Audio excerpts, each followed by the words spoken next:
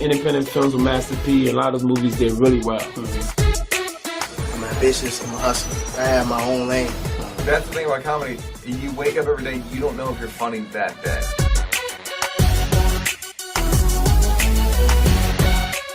Coast. We talked about a few weeks ago about traveling, and I wanted to get a perspective from somebody that did a lot of traveling and took people all over the world, and how this pandemic has really slowed things down for them and for the rest of us. So please welcome in from Progressive Travelers, Oyama Cavaness. What's up with you, homie?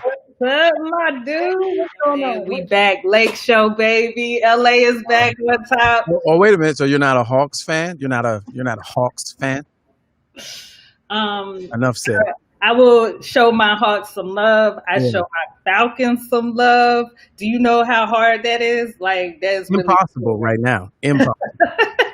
It's really a struggle, but I got love for those teams. But I live in LA, so at least I have, I have the opportunity to root for winning teams, losing teams. And I went to UVA. Yes. 6 years. Yeah. 2 years in a row. Yeah, the same UVA where my college, UMBC, we got rid of y'all in the first round a couple years ago. But that's how it had to go down like that for us to rewrite the story and win the next one. Oh, okay. That was a part of the story y'all didn't know about. We knew about it. You know what I'm saying? So makes sense. It wouldn't have been as amazing of a win the following year. Right. If we didn't lose to a 16. True. Right? True indeed. And then COVID happened, and we're still champs. So that's how we get down. I don't even think it works. I don't know if it works. That is how it works. I think it expired after a certain time. No, we're still champs. No. Just so you know. Now, what happened in 2020, you get to rewrite some rules, and we're still champs. We're going to come back to that. Last thing on the Lakers, are you a Lakers fan or a LeBron fan? Because there's a difference. I am a Lakers fan. Okay. I have been a Lakers fan. Okay, Kobe is like my number one dude forever. Okay. So way before LeBron, but I mean, he's a winner. He's a champion. So I'll take it. Bring us back. We'll allow it. All right. So moving forward.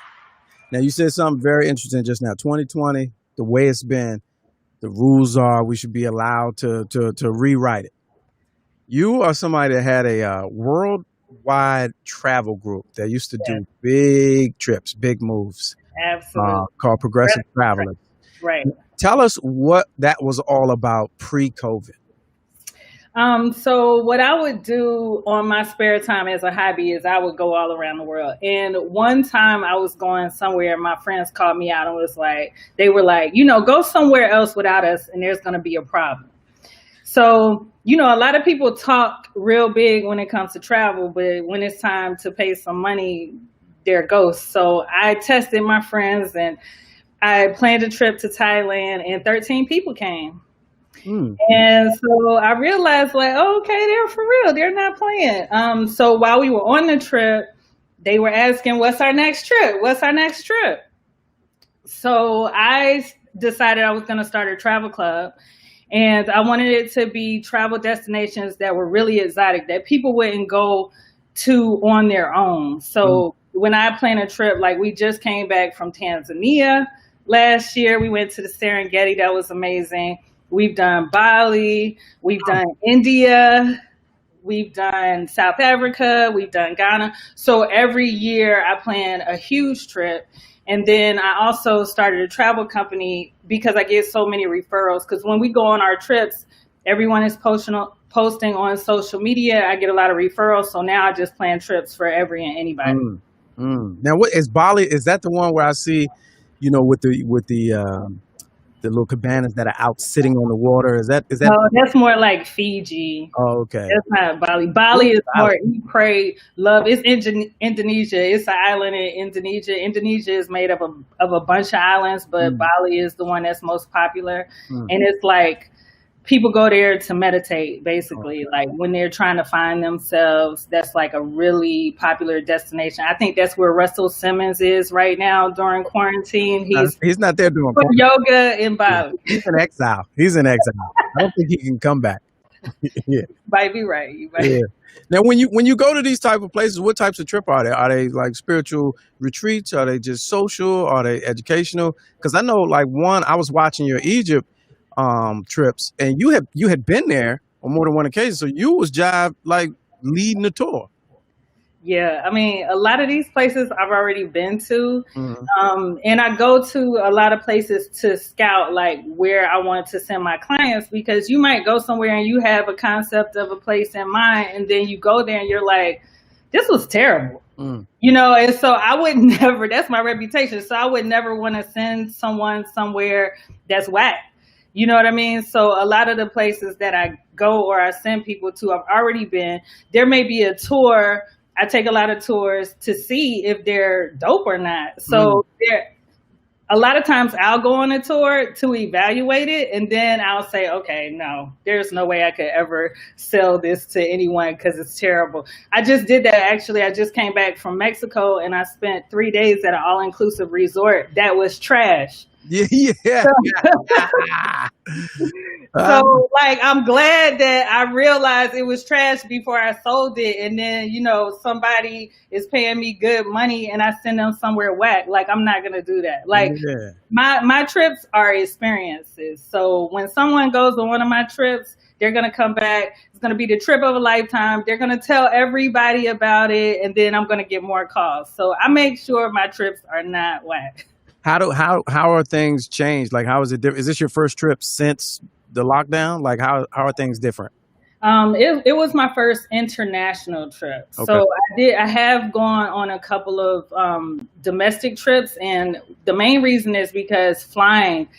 I mean, with COVID, the flying game has changed, and I was actually like developing a phobia of flying, and that's how I live my life. So so here's the real story. You're the first one. This is breaking news. Okay.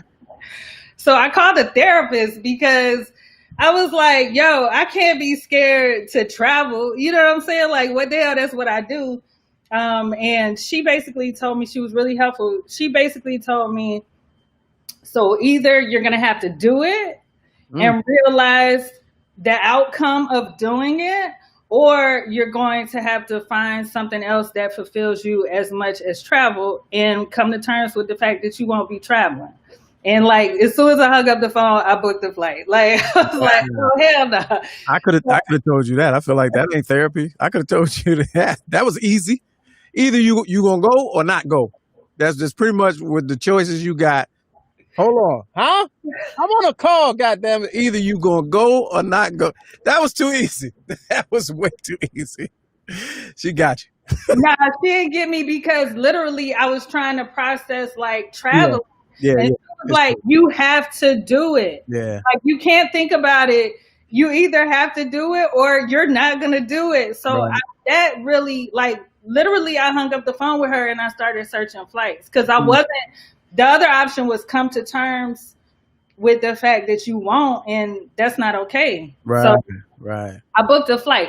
If I hadn't talked to her, I might still be sitting here Going back and thinking forth. about booking a flight. Yeah. You know what I'm saying? So I booked a flight. I went to Denver because it's only like 2 hours from LA, and the numbers are super low, so it's pretty safe there. And I was fine. I wore a mask and a shield on the plane. I booked Delta because a few airlines like Delta and Southwest are not selling the middle seat. Right.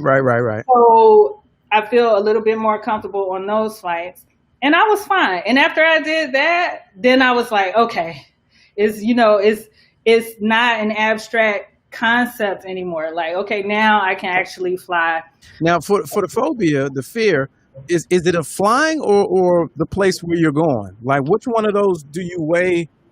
Like, Well, for me, it was COVID right, and the airplane, that small space. Right. Because, the whole point is to distance yourself from people. And in an airplane, you really can't. right, And like on a regular trip, you might get sick on a flight because the germs are all over the flight. You know what I mean? Right. So I was just like, okay, how am I going to fly? Like, how does this work during COVID? But with the mask and the shield, they give you like a little small water and some cookies and some like peanuts or something. I don't eat at all during the flight. Okay. I haven't taken like a long flight where I would need to eat, so that'll be new when that actually happens. But just don't eat before or after the flight. Don't eat during the flight. Keep your mask.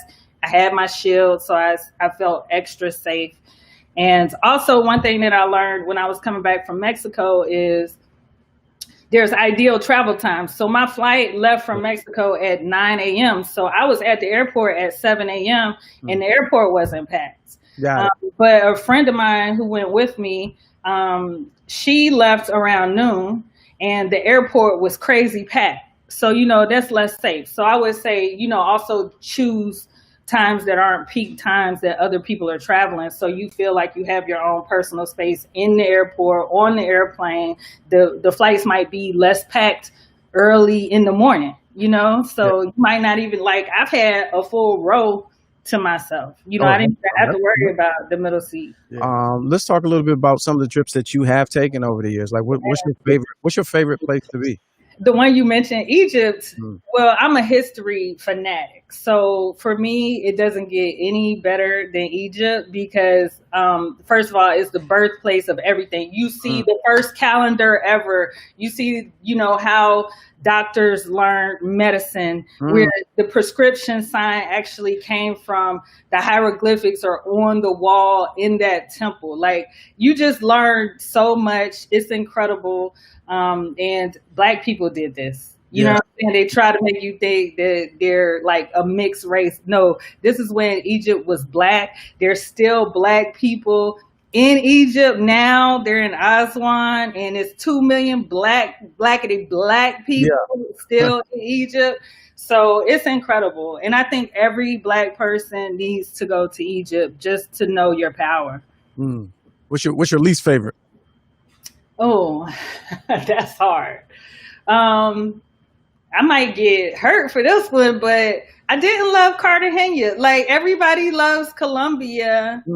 I hate to say it's my least favorite though, because there was some takeaways that I'm glad that I went, but I don't ever have to go back. Like, it's not a place that a lot of people, it's a hot spot. A lot of people going to Colombia right now, and everybody loves Cartagena, but I didn't love it. Like, you just didn't have a good experience, or because I feel like in a Cartagena, you got to be looking over your shoulder all the time. And no, not at all. Too much. I watched too much Narcos and shit like that. No, it was safe. Like, I thought that because my parents, they're ridiculous, but they were like, why would you go there? It's violent. And it was not. Like, by day 2, I was walking by myself because I realized it was safe. You know what I mean? So it's got a wall around it. And if you're inside of the wall, you're very safe. But if you're outside of the wall, it's a little shaky. So as long as you stay inside of the wall, you're good. I think my issue, I don't really know what my issue was. It's just like places like, it reminded me a lot of Havana. I love Havana. Yeah, Cuba. I didn't. You didn't like Cuba?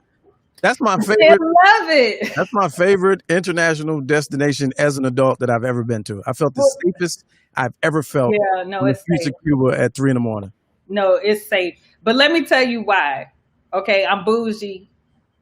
And I like to travel bougie. Like, I like nice things. And in Cuba, it was a little rough for me. Like, real crummy. The Wi-Fi is not easily accessible. The ATM is not easily accessible. The Airbnbs. I got lucky. We got lucky. We was in a nice one, and we watched YouTube videos for like 2 weeks going into it. So I knew not that ATM was a dead issue. I knew the Wi-Fi, you had to go to the park at 2 in the afternoon, and you got to stand like on one leg with your head this way, with the card, Wi-Fi card. Yeah. That was all fun to me though. Well, some people like to check out. Like, some people completely like to check out, and they appreciate it for that reason. Completely. And the Spanish, I don't know a lick of Spanish. But you don't need. Yes, you need a lot in Cuba. You don't really need a lot, and you look like them. You look like them. So it was rough for me. Pequeño, grande, cuantos. That's all you really need. Banyo. That's And what I need. Banyo. Yeah. That's what Yeah. it does. So, Yeah. I mean, yeah, Cuba didn't do it for me either. But I also really like Black folks, and I need to go to a different part. I need to go to Santiago. Like, I bet if I went to a different part of Cuba, it would be completely different. Because if I go to where all the Black folks are, I'm gonna love it. Like in Cartagena, there's a city called Palenque that's an hour outside of Cartagena, where they started like the first Black city that revolted against slavery. And that was amazing to me. Like, that was my favorite part of being in Cartagena, because they kept all of the history from Africa, and it feels very African. So I love that. I want to do Ghana and Egypt, but Yes. before COVID, I couldn't handle the flight. Like, mentally, I can't handle it. So I was ready to start popping pills and do drugs, and then COVID happened. Because I need you to come on one of my trips. I've been inviting you on my trips for a minute. I wish you had come to Peru with me and Carl, me and my brother. Right? Like Machu Picchu, right? Yeah, like you would have had a blast at Machu Picchu with us. But yeah, you got to come on one of my trips.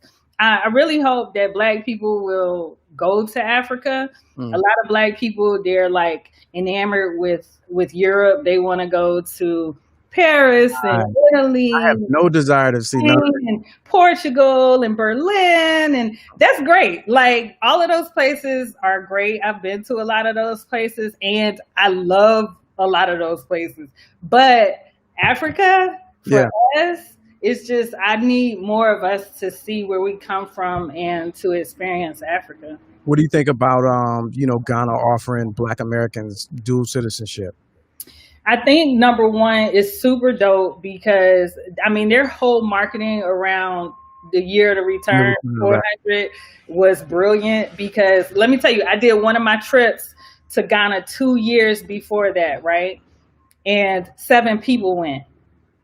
7 people is not a lot of people for my trips. Right. The year before that, we went to Dubai and India, and 24 people went to Dubai and India. The very next year, only 7 people were interested in going to Ghana. And I find that to be fascinating. It was too Black for us.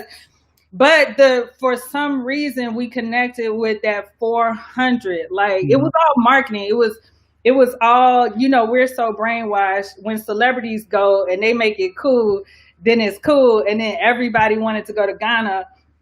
And everybody needs to go to Ghana. Like, all Black people need to go to Ghana. So I'm glad whatever happened, because it was like a case study for me that nobody wanted to go when I did my trip, except for these 7 people. So it's really interesting. The blacker my trips get, the less people that come. I don't want to hear that. That's crazy. No, it's real talk. It is. It's sad. It's sad. And you know what I was hoping? I was hoping that Black Panther was going to change everything. Like, are you doing a trip to Wakanda? Are you? Oh, I mean, Wakanda is all of my trips to Africa. They're all fucking Wakanda, right?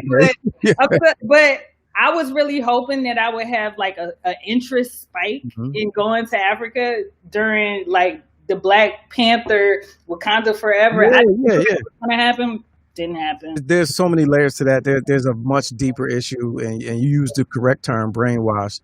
And it's just, we don't think of our own ancestry or homeland as sexy. It's not a sexy trip because of the way it's been painted to us all over the years, and then a lot of times how some of them treat us and our interactions with them over here. And it's like, I'm not going over here because that's Mr. Mabufe. My old principal, he was rude as shit, you know what I'm saying, when I was young. But a lot of us get hung up on that. But let me tell you, when you go over there, they are so gracious. They're so warm, because they're like, you took your time to come here, welcome home. And they make it their mission to show you like the trip of a lifetime, because they're so glad that you cared enough to come back. So they treat you like, when you land, it's welcome home, sister, welcome home, brother. And you get treated like royalty because they're so glad that you're ready to like return. Yeah. I see there's a big contingent of expats or repatriates who have settled in like the Gambia. I see that. I follow this channel on YouTube where it's a lot of black couples, and they're not old. They're not like we retired. Yeah, right. They're like legit young professionals who have went over there, and it's like a whole, and they're building community and all that. And so that's fascinating to me. Why you talked about if you ever were to live somewhere, it would be South Africa. Why South Africa over anywhere else? Here we go. You gonna make me look bad again. So the reason is because I'm bougie. Oh, okay. That's fair. Some places, like, I mean, I love a lot of places in Africa. I've been to a lot of places in Africa, but South Africa has the lifestyle that I want to live. Like, it is like the cities in Johannesburg. Like, Johannesburg is a like an area, but some of the areas in Johannesburg are like me being in Beverly Hills. Like, wow. And the shit is cheap. Oh, I'm sorry. No, you good. No, that's where we at. Okay. Yeah. Yo, it's so cheap. Like, the rand is 17 to 1. So, and I'm not, is what that? Is that? That's the rand. The rand. That's their dollar. Right. Okay. And it's 17 to 1. So I'm not exaggerating right now. In the Beverly Hills of South Africa, in Johannesburg, you can have a 4-bedroom house with a pool for about $215,000. I mean, that's reason enough. And I'm talking about fly, like, fly, top of the line, like luxurious in the best neighborhoods. Like, it's so dirt cheap. I have a friend that's there now. She actually moved from LA. She's staying in a 3-bedroom, 3-bathroom house in one of these nice neighborhoods in Johannesburg, and her rent, she's paying rent, it's $1,300 a month. You can't even get that here. And I'm just like, and then it's a 3-bedroom, 3-bath. It has a separate entrance for one of the bedrooms and one of the baths. So she's gonna Airbnb that. So let's say she gets like $500 a month from Airbnb for that. That puts her at what, $800 a month for a 2-bedroom, 2-bathroom house with a pool. It has a pool. She's the owner or she renting? She's renting. How you going to Airbnb a place that you renting? How you gonna do that? Excuse me. Oh, okay. Yeah, all right. Say less. Yeah. I was like, what? What's the problem? Yeah. No, that's what's up. But so wait, let me go back. You mentioned like how Ghana is offering, citizenship. So the thing that's so dope about that is that, for instance, in South Africa, if I wanted to buy a home in South Africa, you can't finance in South Africa. You have to bring a huge chunk of money. Like, I would have to have at least 100 G's in order to buy that $200,000 house in South Africa, because I'm not a citizen. And they want to make sure if you are there, you're contributing. You're not just taking and stealing like everybody else who came there. So the dope thing about what's happening in Ghana is they're giving you citizenship. So you'll be able to participate in their economy off jump. And I think it's like $240. Like, it's something ridiculous. Right. Wow. To become a citizen. There's a little bit of hoops that you have to go through. But once you're a citizen, you can participate. Yeah. Like in South Africa, if I want to buy a car, I can't finance it. I'm going to have to like give them 15 G's or something for what I want. But in Ghana, I wouldn't have that problem. Like, I would already be in the system. I would be able to get a bank account with no problem. So that is super dope. All right, let's go to the Peanut Gallery right now. Jay Elite is actually one of our loyal viewers. She's actually in Dubai right now. Oh, what's up? Watching the show. So she asked about Casablanca and whether or not you enjoyed it or not. I haven't been to Casablanca. I've been to Morocco, but when I was in Morocco, I was in Gibraltar, which is southern tip of Spain. And then I took a ferry into Morocco, into Tangier, which is touristy. Like, it's super touristy. So I wouldn't say that I got a real Moroccan experience, because I just went to the port at the top of Morocco. So I haven't really like done Morocco. And I hate to say it, but I ain't really tripping off of Morocco because it ain't blackety black black black like I like it. That's like Mm, more of the Arab part of, like, it's North Africa, so it's more Arab. But people, it's a hot spot. yeah, People love these hot spots. Like, yeah, everybody's going to Morocco right now, and I'm not hating. Like, if right. that's you, do you? But for me, it's not a priority. Now, if so, I'm gonna pull up your website back up on the site. So when we visit Progressive Travelers, the site, what type of experience can we expect? Do you have different tiered trips? Do you have, like, the economy packages, or the super family reunion styles? Like, what you got coming up? So I basically have, like, just, if this is your first time going somewhere, these are the things that you should definitely see, right? Like, those are the packages that I have on my site. But I also customize. When I talk to my clients, I see what they're into, because some people don't want to go on a lot of tours. Like, they're not touristy Mm, people. They just want to be out and about. So I'll make sure they're in a safe area. I make sure, they have a contact on the ground in case something goes down, and I'll tell them what to see on their own. Some people want to do tours. And like I said, a lot of these places I've been, so I make sure that I put them on the right tours, and right. they're gonna, like, their mind will be blown. So most of these packages are like for first timers in these places.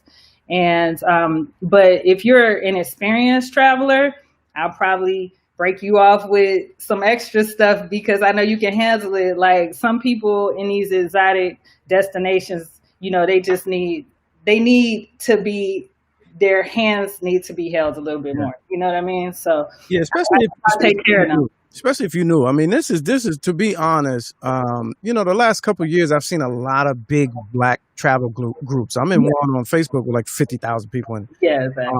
and so that's a new thing for us. That's not something we did. You It's know what I true. mean? And And social media is a part of the reason. yeah. You should on your next trip, right? Your next solo trip, you do the virtual. You just stream, just Twitch, like the entire time. Well, I did that in Mexico, and people weren't, like, feeling it, because I think Really? they're like, first of all, you flossing, like, oh, you on this beach. Oh, okay, I see you Yeah, on this beach right now. And I ain't even trying to floss, but what I'm trying to do is encourage people, yeah. there's a fear, like, there's a mental fear.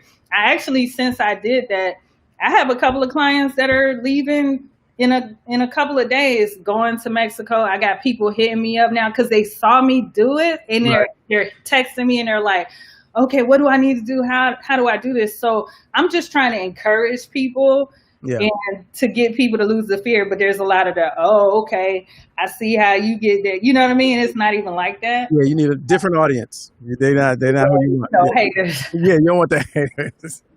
All right, there it is. Oyama Cavanes from Progressive Travelers, You PTWorldAdventures.com. spelled it wrong too, but What I say? What I spell? travelers, internationally, globally, it has two L's, but I guess What? We in America. This is America right here, Jack. This is Travelers with two L's. Is it pronounced the same? You gotta roll it. you know what? It's travelers, Oh, okay. All but right. it's two L's. But it's all good. How Everybody do you knows spell that. it on your website? That's the question. Do you spell Not it like right? that. Not like that. Wait a minute, let me check. Wait a minute. You didn't call me out there. Oh, you do? Oh, like travelers checks almost. Oh, I didn't even see. Travelers, global. Good call. All right. Hey, man, I stand corrected. I don't have no It's all problem good. with It's that. all I good. appreciate you. Thanks for coming on and just giving us a little insight into the world of the international traveler. I appreciate you, man. Always good to see you. All right, you too. And please, if anyone has any questions, needs help, you ready to do this, holla at me. Hit me up, DM me on IG. There it is. All right. All right, go Lakers.